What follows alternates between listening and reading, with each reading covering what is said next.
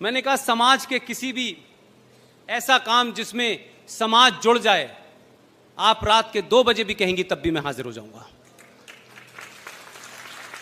जो इंपॉर्टेंट बात है जो मैं आपके सामने कहना चाहता हूं, अगर किसी को दिल को चोट भी लगे तो मुझे माफ कर दीजिएगा, क्योंकि इसमें मेरा कोई हित नहीं है, मेरा कोई एजेंडा नहीं है। मैं उस समस्या से जूझ रहा हूं, उसकी निटी-गिटी को समझ रहा हूं। ये जो हमारे वाल्मीकि लोग हैं, जो दलित लोग हैं, ये सुअर क्यों पालते हैं? मैं चाहती हूं कि अब ये सुअर ना पालें। मैं उनकी बात को समझा नहीं। फंक्शन खत्म होने के बाद मैंने अपने कहा कि मेरे होटल में आ जाइए। उनके साथ में 3-4 और लोग भी थे। उन्होंने बड़े विस्तार के साथ मुझे ये बात समझाई, और उस पूरी बात में मुझे लगा कि क्या इतने बड़े सैक्रिफाइस को, इतने बड़े एक ऐसे समय में जब आप खुद खतरे में हो, आपका समाज खतरे में हो, आप उससे समझौता करने की जगह आप उससे लड़ने की डिवाइस निकालते हैं। यह बहुत कम होता है। यह बात अलग है कि जो अब्दुल्ला हैं कश्मीर में, वो मुसलमान होने का दावा तो 300 बार बताते हैं, लेकिन इस बार उनकी हिस्ट्री निकाली मैंने और ये पूछा कि अब्दुल्ला साहब आप बताइए 1722 में आपके जो पूर्वज थे उनका नाम क्या था? अब उन्हें पता है, ये बात अलग है कि पब्लिकली नहीं बताते। ये अब्दुल्ला फ्रॉड, इसके पूर्वजों का नाम 1722 से अगर निकालें आप तो उनका नाम था राघो राम। अब जिन लोगों ने 2 रुपए किलो चावल और तलवार के जोर पे अपना धर्म बदल लिया, अपना नाम बदल लिया, वो किनको प्रताड़ना दे रहे थे, इस रेफरेंस में ये बात कहना चाहता हूं। तो पता ये चला कि ये जो दलित समाज है, आखिर ये सुअर ही क्यों पालता है? ये तो हिंदू लार्जर फैमिली का हिस्सा था,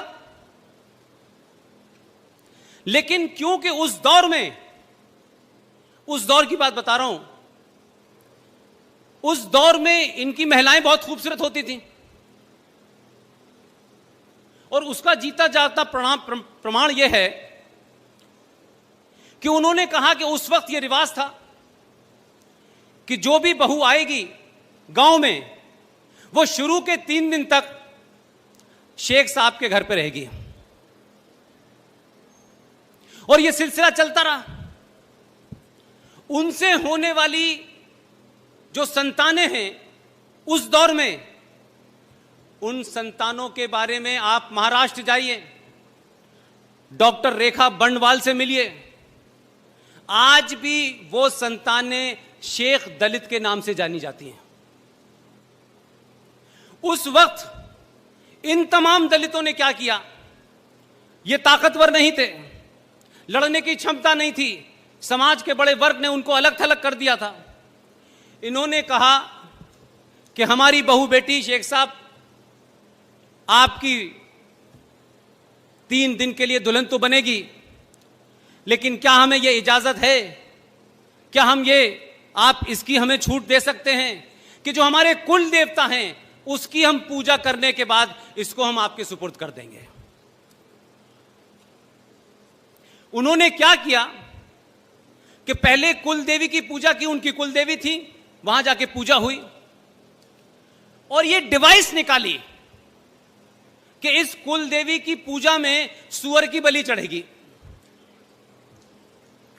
तो सुअर की बलि दी गई, और फिर उसके बाद क्या कहा गया कि हमारी कुल देवता की जो जानवर की बलि चढ़ती है, उस जानवर के खून में, हमारे सबके घर में जब भी बहू आती है तो आपने देखा होगा दरवाजे पे वो महावर रखते हैं थाली में, उसमें वो पैर रखती हैं और फिर घर में चलती हैं।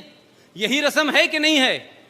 उन लोगों ने कहा कि जो बलि है जानवर की, जो हमारे कुल देवता ने ली है, हमारी ये बहू इसके खून में अपने दोनों पैर गीले करेगी और जिसके भी घर जाएगी ये ऐसे ही जाएगी सबसे पहले।